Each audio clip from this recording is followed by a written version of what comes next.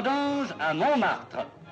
Comme chaque année, le deuxième week-end d'octobre, à Montmartre, est consacré à la fête des vendanges. 2000 m² plantés en 1933 et qui donne, chaque année, une bonne occasion de faire la java dans le quartier.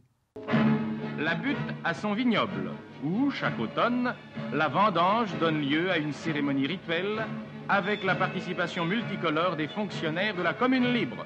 Car à côté de l'administration officielle et admise par elle, Montmartre possède une municipalité de fantaisie dont le souci est de travailler dans la bonne humeur au maintien des traditions. Le Clos Montmartre est donc un vignoble jeune qui trouve son origine dans la lutte des habitants du quartier contre le grignotage immobilier. Toutes les vignes historiques avaient disparu de Paris au début du XXe siècle. 1928, un groupe de Montmartrois décide alors d'occuper un futur chantier de construction pour y créer un square. À la tête de la fronde, un habitant célèbre, Francisque Poulbeau, dessinateur et père des gamins de Montmartre. Qu'est-ce que c'est que ça? Ah, ça, c'est les maisons qui étaient avant sur la butte. C'est le maquis de Montmartre.